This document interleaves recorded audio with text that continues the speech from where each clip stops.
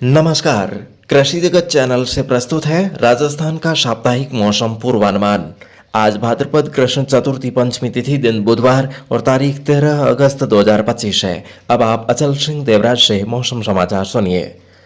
पिछले 24 घंटों में प्रदेश के अधिकांश भागों में मौसम सुहावना रहा, जिसके अंतर्गत कहीं कहीं हल्की बूंदाबांदी भी रिकॉर्ड की गई है। वहीं सर्वाधिक अधिकतम तापमान श्रीगंगानगर में 36.9 डिग्री सेल्सियस रिकॉर्ड किया गया। लंबे इंतजार के बाद इस हफ्ते फिर से मानसून पूर्ण रूप से सक्रिय होने जा रहा है।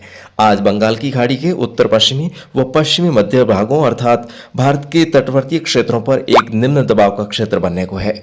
इस तंत्र के अगले 48 घंटों में और थोड़ा मजबूत होने और उत्तर पश्चिम में आगे बढ़ने से अब राजस्थान में इस सप्ताह दिनों दिन मौसम में बदलाव आने के आसार है। इसके साथ ही 15 से 20 अगस्त के बीच पहले दौर में राज्य के अधिकांश भागों में फसलों को जीवनदान मिलने योग्य बारिश होने की संभावना प्रबल हो रही है। मौसम विभाग के अनुसार कई दिनों से सामान्य से उत्तर में अटकी हुई मानसून ट्रफ रेखा भी अगले 48 घंटों में उत्तरी राजस्थान के करीब आने की संभावना है और इस हफ्ते इसके और दक्षिणायन होकर बाड़मेर जालोर के भागों तक भी जाने के कयास लगाए जा रहे हैं, जिससे इस सप्ताह मानसून पूर्ण रूप से सक्रिय रहेगा तथा दक्षिणी पश्चिमी हवाएं तो कभी पूर्वी हवाओं के असर से जोरदार घटाएं उमड़कर बरसने की संभावना है। अगले 24 घंटों के दौरान आज दिन के समय राज्य के अधिकांश भागों में बादल छाए रहेंगे। इस दौरान कोटा भरतपुर संभाग के मध्य प्रदेश से सटे इलाकों में कहीं कहीं हल्की खंड वर्षा होने की संभावना है। उदयपुर, जयपुर, अजमेर, जोधपुर और बीकानेर संभाग में आज दिन व रात्रि तथा कल तड़के तक कहीं कहीं बूंदाबांदी होने की संभावना है, जिसको बारिश के दौर का श्री गणेश होना माना जा सकता है। दक्षिणी पश्चिमी हवाएं थमने से कल सुबह होते होते मौसम में और रंगत आने की संभावना है। कल दिन भर पश्चिमी राजस्थान में मौसम खुशगवार रहेगा। पूर्वी राजस्थान के कोटा उदयपुर संभाग में मध्यम से तेज खंड वर्षा के दौर आने और भरतपुर और बीकानेर संभाग के इलाकों में भी उत्तरी भागों में कहीं कहीं हल्की खंड वर्षा होने की संभावना बनी हुई है। 15 अगस्त को कोटा उदयपुर संभाग में भारी बारिश होने व शेष भरतपुर, जयपुर, अजमेर, बीकानेर और जोधपुर संभाग में घने बादलों की आवाजाही के कारण बारिश के अनुकूल मौसम बनने और अलग अलग स्थानों पर खंड वर्षा की शुरुआत होने की संभावना है। 16 अगस्त को बारिश का दौर अरावली पर्वत श्रृंखला को पार करते हुए पश्चिमी राजस्थान में पहुंचने की प्रबल संभावना है। उसके अगले 4-5 दिन पूर्वी व पश्चिमी राजस्थान में बारिश का दौर बना रहने और सभी शहरों, तहसीलों, गांवों और ढाणियों में जोरदार घनघोर वर्षा होने की संभावना है। ऐसे में किसान भाई थोड़ा सा संयम रखते हुए अगले 48 से 72 घंटों का इंतजार और कर लेवें। तत्पश्चात बारिश होने को लेकर आपकी जिज्ञासा पूरी हो सकती है। और अब कृषि से संबंधित कुछ और अन्य खबरें इस प्रकार है। अपनी अनूठी सुगंध और स्वाद के लिए मशहूर पश्चिमी राजस्थान का थार जीरा अब दुनिया भर में अपनी अनूठी पहचान बनाएगा। इस जीरे को जीआई टैग मिल गया है। जीआई टैग मिलने के बाद किसानों को इसका बेहतर बाजार और उचित मूल्य मिल सकेगा, जिससे जोधपुर संभाग के स्थानीय किसानों की आय में वृद्धि तो होगी ही, साथ ही यहाँ के जीरे की मांग देश विदेश में भी बढ़ेगी। यह उपलब्धि न केवल किसानों के गर्व का विषय है, बल्कि ये उनके लिए एक नए अवसरों के द्वार भी खोलेगी। इसके साथ ही जोधपुर मथानिया मिर्च का जीआई टैग आवेदन भी स्वीकार हो चुका है, जबकि जोधपुर के साफे और लहरिया के लिए जीआई टैग का आवेदन प्रक्रिया में है। जयपुर के रामगढ़ इलाके में कल कृत्रिम बारिश की पहली कोशिश नाकाम रही। कृत्रिम बारिश करवाने वाली कंपनी जैन एक्स एआई के डायरेक्टर श्री अंजिंक्या धोमबाड़े का कहना है कि इस दौरान बादल काफी ऊंचाई पर थे, इसलिए ड्रोन को 400 फीट की ऊंचाई पर ही उड़ाकर डेमो किया गया। इस कार्यक्रम में पहली बार ड्रोन के पंख चलाए गए। दूसरे प्रयास में ड्रोन बांध के नीचे झाड़ियों में अटक गया। उसके बाद नीचे मौजूद लोग ड्रोन के पास पहुंचकर उसका वीडियो बनाने लगे। इस दौरान पुलिस से भीड़ की झड़प होने पर बहुमुश्किल समझाकर मामला शांत करवाया गया।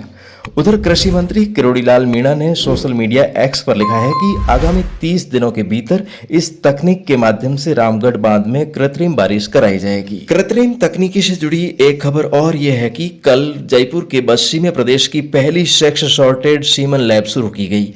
ये लैब पशुओं की गुणवत्ता बढ़ाने, नस्ल सुधारने और दूध उत्पादन में गुणात्मक बढ़ोतरी करने में अहम भूमिका निभाएगी। राज्य सरकार किसानों और पशुपालकों की आय बढ़ाने की दिशा में लगातार काम कर रही है। इसके लिए पशुपालकों के हित में नवाचार किए जा रहे हैं। सेक्स सॉर्टेड सीमन लैब के रूप में नवाचारों में एक नया अध्याय जुड़ गया है। यहाँ हर साल 10 लाख डोज सीमन का उत्पादन किया जाएगा। इसके साथ ही अब पशुपालकों को पशुओं के लिए उच्च गुणवत्ता का सीमन समय पर और उचित मूल्य पर उपलब्ध करवाया जाएगा। और दोस्तों, आइए अब एक नजर डालते हैं इस सप्ताह के पंचांग पर। तो इस सप्ताह 16 अगस्त की रात्रि 25:52 पर यानी कि रविवार अल सुबह सूर्य सिंह राशि के अंतर्गत मघा नक्षत्र में प्रवेश करेगा, जिसे मघा वाह्य के नाम से जाना जाता है। और इस वाह्य का वाहन डेडर अर्थात मेढक है, जो कि जल वर्षा का कारक माना जाता है। और 14 दिनों का ये वाह्य 30 अगस्त 2025 की शाम तक रहेगा। इसलिए कहा जाता है कि मगा माचनते का नाचनते या उड़नती खे, यानी कि पहले सावन के सूखा जाने के बाद मगा वाह्य में यदि भादवा भला हो जाए तो काफी हद तक जमाना जम सकता है। और यदि मगा वाह्य में भी बारिश का अभाव रह जाता है तो फिर खे उड़ती रहती है, यानी कि आंधियां ही चलती रहती है। तो इस बार फसलों की हालत काफी नाजुक बनी हुई है, लेकिन अब सभी किसान भाइयों को बारिश आने की आस है। ज्योतिष के अनुसार अगस्त में 13, 14, 16, 20, 21, 24, 29, 30 और 31 अगस्त, वहीं 5, 6 और 7 सितंबर को राजस्थान में जगह जगह खंड वर्षा होने के योग है, जिससे कहीं कहीं अच्छी बारिश होगी, कहीं कहीं थोड़ी बारिश में कमी रह सकती है। आज पंचमी तिथि क्षय है, कल ऊप छठ है, जिसे हलचंदन षष्ठी के नाम से भी जाना जाता है। और यह महिला प्रधान उद्यापन पर्व है। इस दिन रात्रि में चंद्रमा देखकर व्रत को खोला जाता है। तो कल चंद्रमा रात्रि 10:27 पर उदय होगा। बादलवाही प्रभावी होने के कारण दोस्तों चंद्रोदय दर्शन में थोड़ा सा विलंब भी हो सकता है। कल के दिन यानी कि 14 अगस्त 1947 को भारत पाक का विभाजन हुआ था और पाकिस्तान एक स्वतंत्र राष्ट्र बना था। वहीं 15 अगस्त 1947 को भारत ने अपना पहला स्वतंत्रता दिवस मनाया था। परसों देश का 79वां स्वतंत्रता दिवस मनाया जाएगा। 16 अगस्त को कृष्ण जन्माष्टमी है। कहते हैं कि भाद्र कृष्ण जन्माष्टमी भीगे बादल चंद, अमृत घड़ी संसार में मिठे सगला दुख दंत। तो कृष्ण जन्माष्टमी के दिन बारिश होने से सारे दुख दर्द मिट जाते हैं, यानी कि इस दिन अच्छी बरसात होने से सुकाल होता है और इसलिए बारिश का एक इसे विशेष अवसर भी माना जाता है।